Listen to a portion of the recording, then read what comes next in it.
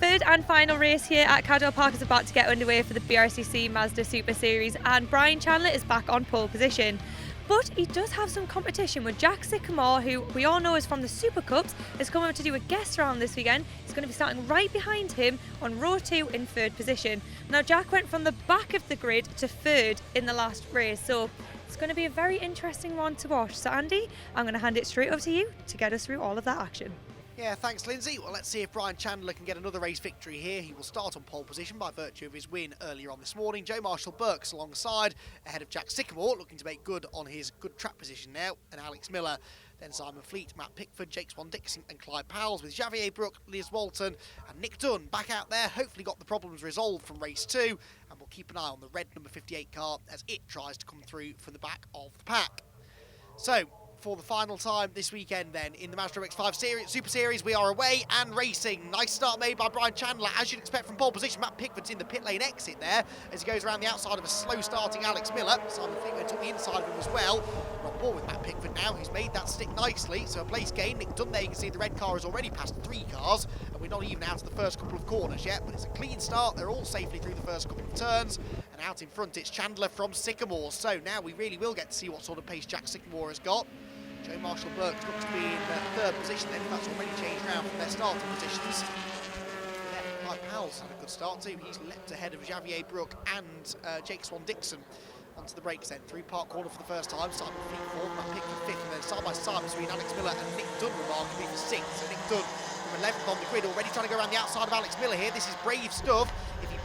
If he fights his way around the outside here at Chris Curve, he'll have the inside line for the second part of the gooseneck. That is a difficult part of the circuit to run side by side through. Look in the background, yes, he's gone through the red car ahead of the black car, so Nick Dunn into 6th place already. The next man who will see that red car looming ominously large in his mirrors is Matt Pickford, who we're on board with again now, as they race towards the mountain for the first time. Joe Marshall-Burks there, car number 99, through the mounted section. Chandler and Sycamore though stayed together at the front of the pack for the time being, but we saw that in race 2 Nick Dunn arguably had the pace to go with Chandler, but had that mechanical fault to put him out of the race. Well, now let's see what Jack Sycamore can do. He alluded in his interview to Lyndsay after race 2 that he was racing at Alton Park yesterday. That's because it was the second round of the MX-5 Super Cup, which is the, as I said in race 2, top level of MX-5 racing in this country. Jack Sycamore out racing in that championship the other side of the country, and then made the long winding drive over to Cadwell Park last night to race here again in races 2 and 3, hence the reason he started at the back of the grid for race 2, because he wasn't here for qualifying yesterday. Matt Pickford then, Nick Dunn behind us, as Brian Chandler tries to make good his escape, as he did yesterday, but, or this morning I should say. Brian was pretty happy, I think, to have made up for that mistake, the faux pas that he had in the wet first race yesterday afternoon. He's not going to have this easy, is he? Nick Dunn though, up the inside of Matt Pickford, going for another position. We're on board with Matt, who I think sensibly will leave the door open here for Nick Dunn. Tight line, we see this time and again, doesn't really have much momentum through Park Corner, and so Pickford is actually able to turn into Chris Curve ahead. So nicely defended there for Matt Pickford. Sometimes you don't have to be on the inside line to be defending. Sometimes the quicker line, on occasion at least, is the outside line, and that is one of those corners where the outside often gives you better exit speed. Chandler looking back at the rest of the field in gloriously sunny conditions. It's hard to believe that less than 24 hours ago it was soaking wet and there was lots of standing water around, and racing really suffered as a result of that. But here in these dry and sunny conditions, the driver's really able to go for it, and there are few circuits as spectacular as Cadwell Park in the dry. And it's a lovely place to come and spectate from as well. If you've never made the trip up here to Lincolnshire to watch racing at Cadwell Park, then I urge you to do so. Fantastic place to come and watch some motor racing, a really friendly circuit as well, and of course by the Motorsport Vision Group these days. Jonathan Palmer and his team doing a great job of making sure the circuit is in better shape than ever. Right, racing here as close as ever in midfield. Nick Dunn has Alex Miller right behind him, and then right in front of him Matt Pickford, the yellow car, who he just can't quite find a way past. He had that go a lap or so ago through Chris Curve, it didn't really work, but now Pickford seems to have him pegged for the time being. Back out of Charlie's there, long back straight, up over the curb. Dunn chasing down Matt Pickford through the dip, up the hill into the braking zone. And are we going to see a challenge here, maybe, into the right hand? It looks like we might do. Nick Dunn's going forward, he's snaking under braking though. That was a really committed move, but he knew that he had to get the job done before we got to the next corner, Chris Curve, because the last time we tried that, it was a sort of half-hearted attempt, and Pickford fought straight back and fended him off, so that was a really committed move there by Nick Dunn, and now he's in clean air. He should be able to show us his true pace and pull away from the cars behind. Drop down the hill through Mansfield with Alex Miller behind him now. This is getting rather tight as well. Miller with a much better exit there, actually tries to get up the inside towards the mountain. I think the Bora Motorsport car is going to go through. Two wheels on the grass, they lean on each other. Matt Pickford maybe didn't actually know that Miller was there. You wouldn't necessarily have expected Miller to have launched a charge at that particular part of the circuit, but as I said, Pickford didn't really get a good exit from Mansfield, so that was what opened the door. So 2 places lost, and that often is the case in motor racing. If you lose one position, you can sort of get a bit... Oh, Miller's off, hang on, Miller's off. He's just got the position and he's lost it through the Hall bends. We didn't see how that started, but Alex Miller, no sooner had he got the position than he threw it all the way at the next corner. So Miller, not only will he lose the place he just gained to Matt Pickford, but I think he's going to lose a few more because Clive Powell's, Jackson Dixon, Javier Brook, they've all gone through as well. So lots more work to be done for Alex Miller, who was one of the star performers last time out at Pembrey, where he had that couple of podiums. Fortunately not likely to repeat that now here at Cadwell Park. Back to the race leader then, Brian Chandler out in front. Sycamore starting to fade a bit now. Not really fading into the clutches of Joe Marshall-Burks behind him, so Sycamore is doing a good job here. Side-by-side action behind them though. Clive Powell's here trying to defend from Jake Swan-Dixon and Javier Brook. The outside go the 2 attackers. In fact, they're both going to sweep right round the outside of Clive Powell's, who was very early on the brakes there. I don't think he wanted to run the risk of locking up and clattering into the side of them.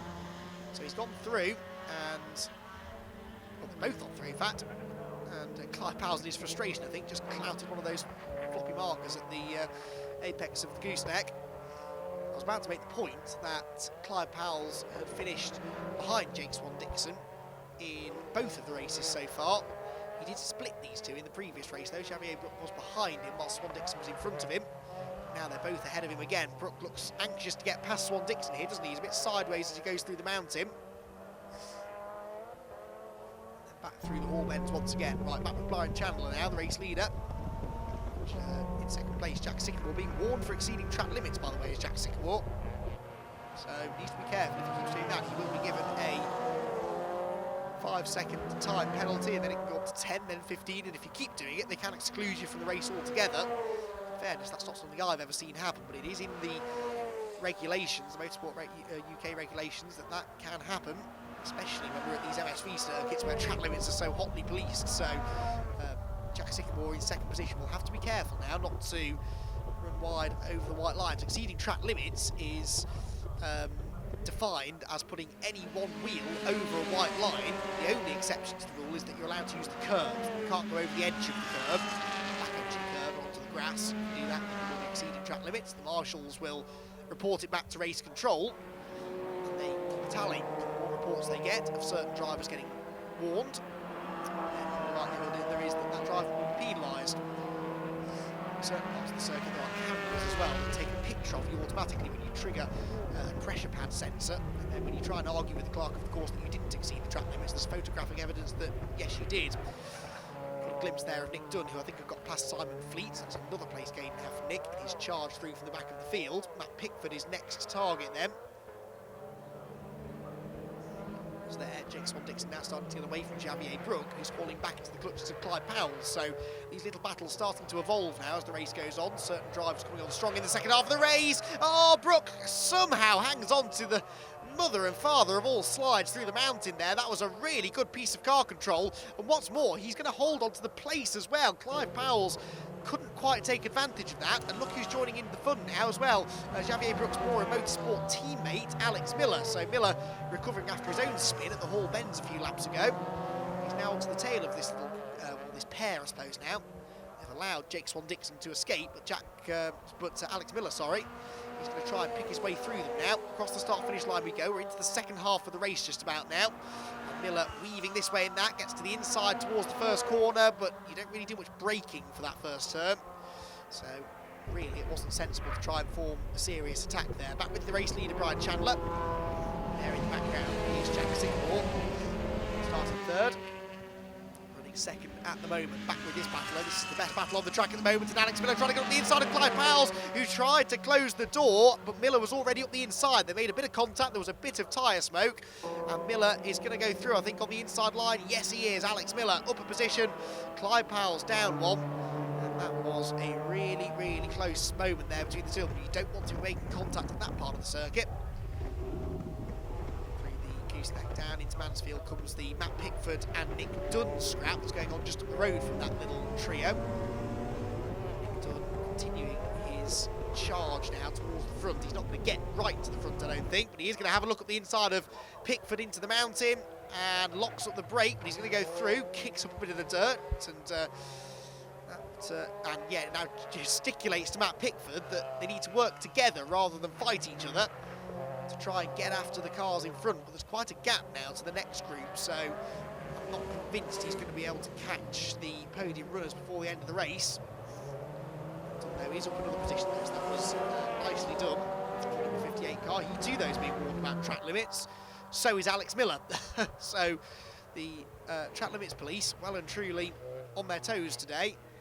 And I wonder whether one or more of them might be given a time penalty before the end of the race, because we're still only about halfway through this one. It's quite early in the race to be being warned about track limits. Once more, one more slip wide, whether it's intentional or not, whether you gain time or not as well is irrelevant really. If you run wide over the grass, you will be warned for track limits. You can see there just dipping his wheels over the white line. He might just get away with that. That was borderline. Whether or not we will see some penalties before the race is done doesn't surprise me. He's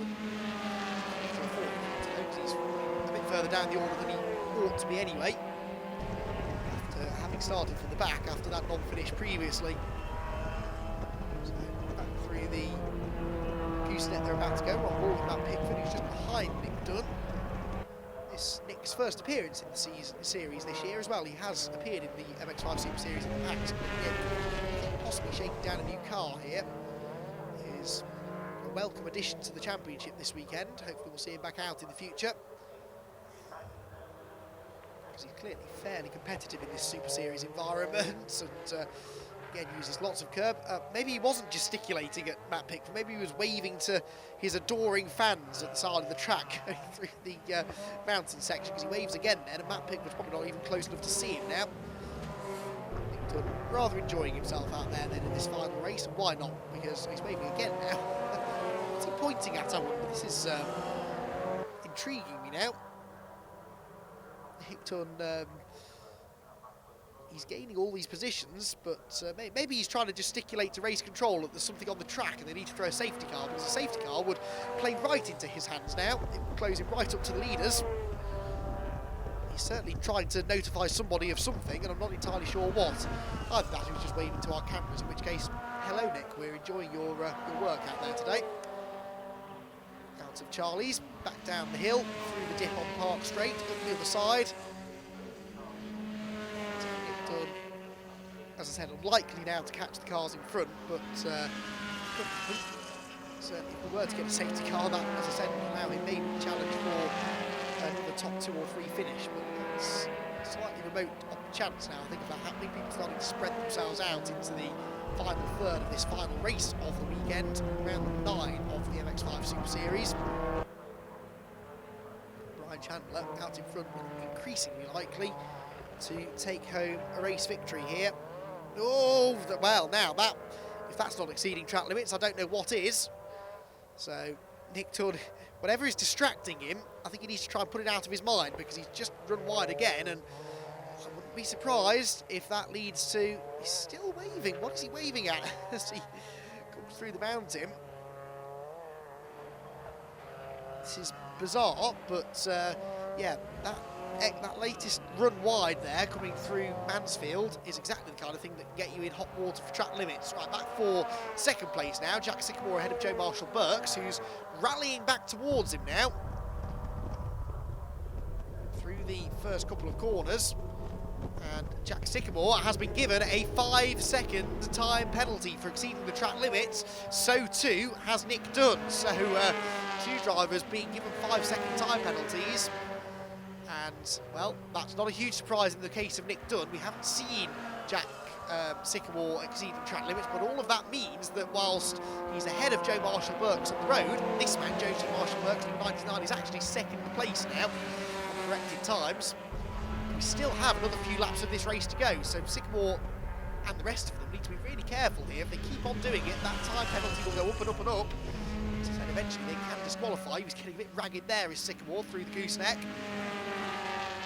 The hill through Mansfield. Very easy to wash out wide there and run onto the grass, as we saw Nick Dunn do a lap ago.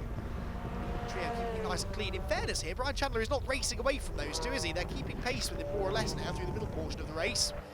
Dixon is about to have to start defending his second position now to Joe Marshall-Burks behind him.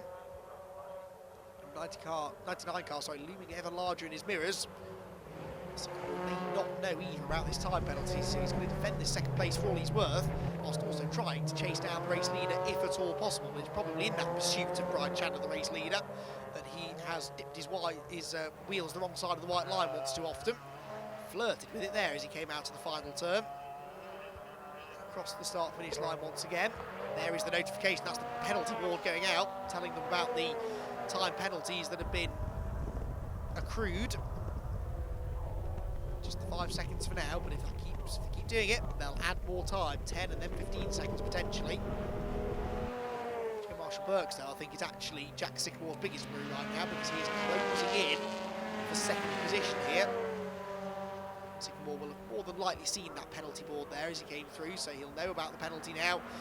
Know that this is not really a fight for position on track, so in a way it might serve him better to let Marshall-Burks through, because they are gaining again on the race leader now, Brian Chandler. So although Chandler of course will also see that board, and he may know that he can now afford to back off because Sycamore's not a real threat behind him. Sycamore will still attack for the race lead should he get close enough. Get out in front and pull away, he could still salvage a good result out of it all. Such is their margin, though, over everybody else. I think Worst still dropped down into fourth behind Nick Dunn, but Nick Dunn is being given a 10-second penalty now, so Nick Dunn has continued to exceed track limits. And, yeah, so that means that actually Sycamore is likely to hold on to a podium regardless now. Unless, of course, he were to exceed the track limits again. Oh, and he just did. He ran wide on the grass there coming out of the mountain.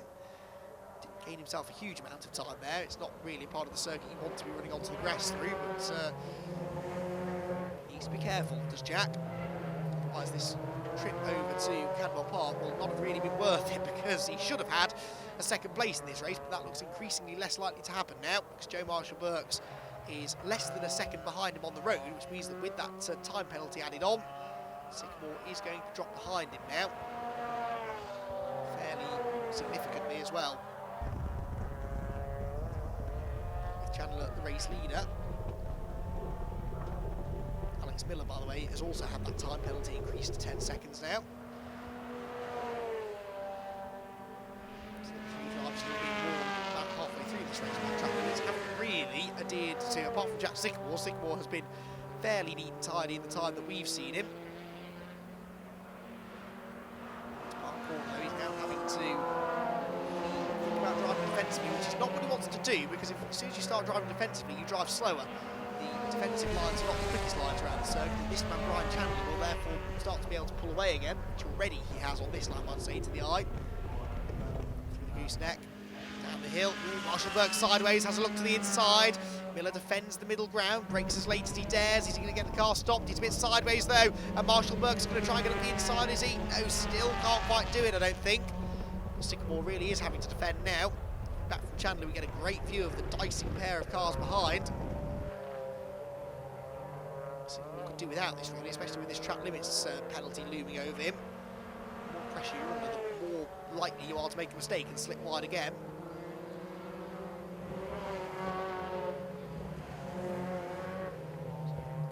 Down towards the hairpin, to another lap into the closing stages now of this race. Possibly time for 2 more laps. We'll see if there's a last lap board this time through. Jack Sycamore will probably be hoping there is now, because I think he's given up his hopes of chasing down the race leader. Yes, indeed, there is the last lap board. So Jack Sycamore Still feeling the pressure here from Joe Marshall-Burks behind him. Ryan Chandler, though, feeling no real pressure. I think he's been able to back this off as soon as he saw the time penalty board coming out for Jack Sycamore behind him. I think Chandler's realised that he didn't really need to push too hard. Oh, Marshall-Burks carrying some real speed through Charlie's there. He's in the tow now as they come onto the pit straight, and I reckon he might be about to launch one last-ditch attempt to get into second place on the road here. He won't throw all caution to the wind here, because no doubt he will have seen the penalty board as well. Oh, there's almost been a contact there, though, look, as Marshall-Burks tries to go around the outside. Well, I said he wouldn't throw caution to the wind. Oh, he's off the road there. There's been a contact between the two of them. And that will go down like a lead balloon for Joe Marshall-Burks, but he said that he wasn't used to close racing necessarily. Well, I'm not sure that was particularly fair. We do see lots of close racing in the Super Series. We've especially seen him involved in lots of close racing this weekend, and that was particularly close, a bit too close for comfort as they came out of Park Corner.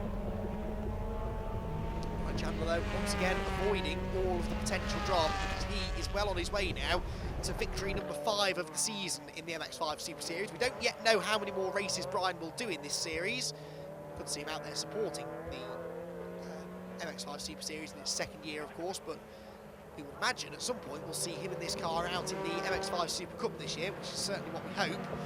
For the time being, he is continuing to win races and rack up the good results here in the MX-5 Super Series, because for the second time today and the 5th time this season, Brian Chandler is going to win in the Mazda MX-5 Super Series. He takes his second win at Cadwell Park. Nicely done. Joe Marshall-Burks will be second, but Jack Sycamore's penalty was upgraded to a 15-second penalty in the end, so he drops down to 3rd. Simon Fleet 4th, Matt Pickford 4th. Nick Dunn and Alex Miller both also had their penalties upgraded to 15 seconds, so Dunn ends up 6th and Miller ends up down in 10th, as the track limits police once again have a real effect on the end result. Brian, I've got to ask, you're not a little bit bored driving around at the front by yourself? No, not at all. No, I like them races like that. To be fair, yeah, it was good. Jack held me for a little while, and then Jack got tangled up and was scrapping with the other guy, so that just left me to watch it in my mirror and not avoid or get penalties. So yeah, well done to the guys at BC Cars Motorsport. Car ran good, another faultless one, and I don't think I'll be allowed to drive that anymore because yeah, I can't nick it off the customer now. Well, congratulations from us, and fingers crossed we will see you back this season at some point. I hope so. That was a tough race, but very well held. It was a pretty hard race, but kept me head calm. We got a good start, and then Jack overtook us in the start, which wasn't that good, but got my head down and managed to pull a pat away from the pack. And then I didn't see he had a 5-second penalty. I wouldn't have tried to overtake and go on the grass, but yeah, happy with second place. Jack, very, very well held, but talk me through how defending and attacking all at the same time worked out. Well, it was very hard. I was trying to stay with Brian Chandler, but he just had too much pace for me. And in my haste, it meant that Joe got a bit closer, and also I got the track limit warning. But it was good fun. Really enjoyed it, so really pleased.